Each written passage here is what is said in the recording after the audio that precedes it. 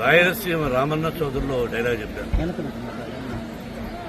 నిన్న జరిగింది మర్చిపోను, నేడు జరగాల్సింది వాయిదా వేయను, రేపటి గురించి ఆలోచించను.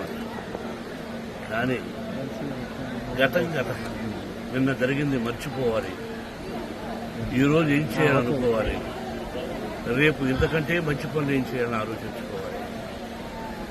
సంక్రాంతి శుభాకాంక్షలు.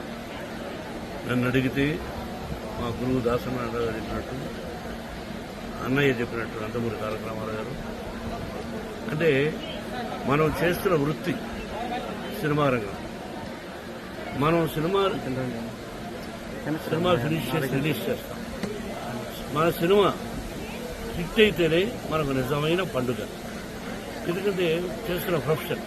అలాగే ఇక్కడ సంక్రాంతి అంటే రైతు భారతదేశానికి వెన్నెముక. రైతు బాగుంటేనే మన ఉదరం బాగుంటుంది.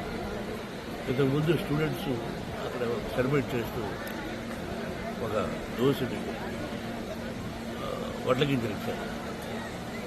ఆ దోసుడు వడ్ల గింజలు దంచితే ఎంత బియ్యం అవుతుంది. అది దోసుకుంది ఒక పిడిగడ అవుతుంది, అర పిడిగడ అవుతుంది. అది ఒక మనిషిని బ్రతికిస్తుంది. దాని వెనకాల రైతు కష్టం ఒక్కసారి పేపర్ మీద వేసుకుంటే గంట చెప్పాలి. నిజమైన పంట బాగా జల్లు లేకుండా, సత్తు లేకుండా కట్టిస్తాం పడాలి.